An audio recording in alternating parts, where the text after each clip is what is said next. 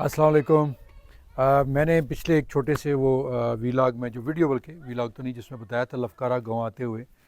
अब मैं उस गांव में आ गया हूँ। यहाँ पे जो मैक्सिमम घर हैं इसको वाइट रॉक्स का विलेज कहा जाता है। आप देखें तो ये जैसे ये चर्च है या पीछे ये घर हैं और पीछे ये गांव नज़र आ रहा है, तो ये इन्हीं पत्थरों से जो इस पहाड़ के अंदर से पत्थर निकाला गया है, तो उन पत्थरों से वाइट रॉक्स यानी सफ़ेद जो चट्टानें हैं उसके पत्थरों। पहले भी मैंने सेम इसी जगह खड़े होके, कैसर मेरा एक दोस्त है यूके में, उसका रिश्तेदार मुझे नाम नहीं जहन में आ रहा, लंबा सा, उसके साथ मैं आया था, तो सेम इसी जगह खड़े होके मैंने एक वीलॉग किया था। जो बिल्कुल ये चर्च और ये चीज़ें और ये साइप्रस का झंडा और बाकी सारी यूरोपीय यूनियन ये उसमें नज़र आता होगा। ये एक पहाड़ के ऊपर है। इधर नीचे आप देखें तो आपको दूर दूर तक एक वादी नज़र आती है और ये नीचे इसकी गांव की पार्किंग भी है, यहाँ लोग अपनी गाड़ियाँ खड़ी करते हैं। ये बिल्कुल इसके साथ इस तरफ देखें तो ये इधर आबादी है, इस तरफ अगर आप देखें तो ये सारी आबादी है इस गांव की, और एक चर्च आपको वहाँ भी नज़र आ रहा है वो सामने।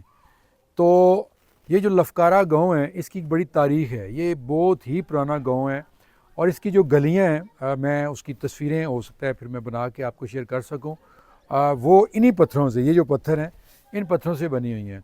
अच्छा, हमारे जो पाकिस्तान केबल के मालिक भी हैं और साइप्रस के सफ़ीर भी हैं पाकिस्तान के अंदर, कमाल चनाई साहब, उन्होंने मुझे बताया, जब कराची में गया था मुलाकात हुई तो उन्होंने कहा जी कि मैं इस गांव में काफ़ी दफ़ा गया हूँ और वहाँ बैठ के कॉफ़ी पीने का मुझे बड़ा मज़ा आता है। लेकिन अब मैं आता हूँ, जो मैंने ज़िक्र किया था कि हमारे जो वज़ीर-ए-आज़म साहब हैं शहबाज शरीफ साहब, उन्होंने जो एक स्टेटमेंट दिया है तुर्की के वज़ीर-ए-आज़म के वहाँ पाकिस्तान में दौरे के ऊपर कि हम साइप्रस के मामले में तुर्की के साथ खड़े हैं और हमें हर किसी किस्म की भी हमें इनको मदद की ज़रूरत होगी तो हम देंगे इनको। उसके बाद साइप्रस के अंदर बड़ा शदीद रद्द-ए-अमल पाया जा रहा है।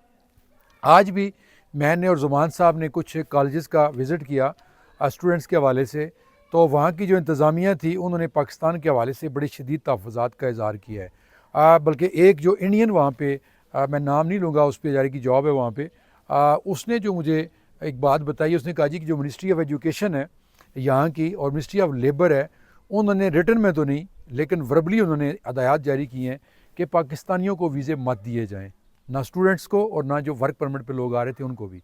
अच्छा, एक और जो अब उसके बाद जो यहाँ पे एक बात चल गई है, शायद इंडिया को भी ये मौका मिल गया है कि जो पाकिस्तानी यहाँ पे आए हैं, ये प्रोपेगेंडा किया जा रहा है कि वो अंडर कवर फ़ौजी हैं पाकिस्तानी, उनमें अक्सरियत जो है वो अंडर कवर फ़ौजी हैं, कमांडोज़ हैं पाकिस्तान के। और अगर कभी तुर्की ने साइप्रस पे हमला किया तो वो जो इधर बैठे हुए हैं पाकिस्तानी, वो अंदर से हमला कर देंगे।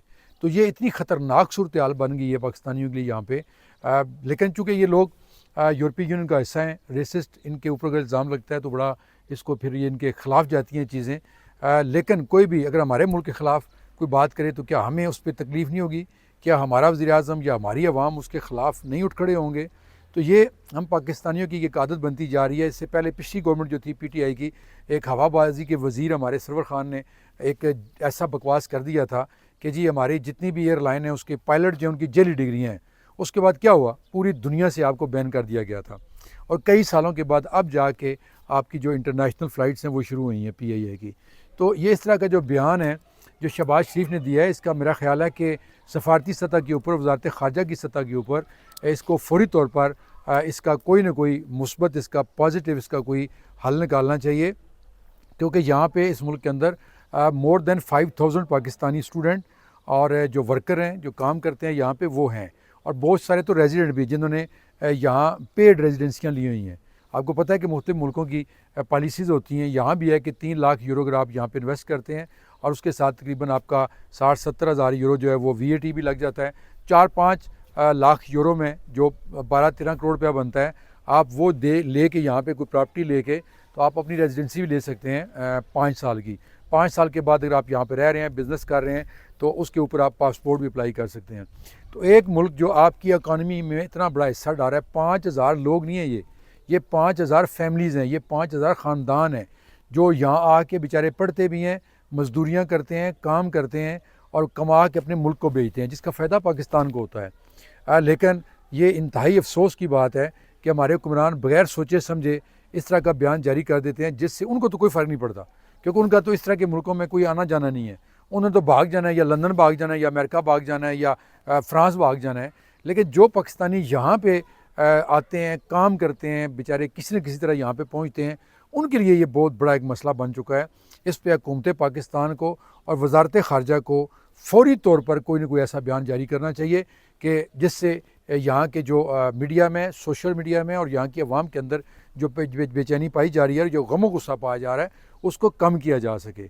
क्योंकि शहबाज शरीफ साहब माशाल्लाह बहुत दफ़ा वज़ीर आला पंजाब भी रह चुके हैं और इंटरम में भी वो वज़ीर आज़म थे और अब एलाइड जो इनका एक चल रही है मुख्तलिफ पार्टी से, उसके भी वज़ीर आज़म हैं। तो उनको कोई भी ऐसा बयान जो है वो सोच समझ के देना चाहिए। क्या तुर्की के वज़ीर आज़म ने या सदर ने, तैयब एर्दोगान ने इंडिया के हवाले से कभी ये कहा है कि हम इंडिया के ख़िलाफ़ उठ खड़े होंगे या इंडिया के ख़िलाफ़ अगर फ़ौज कशी करता है पाकिस्तान, हम उनका साथ देंगे? तो हर किसी के अपने मफादात होते हैं, अपने मफादात को सामने रख के ये बात करनी चाहिए थी।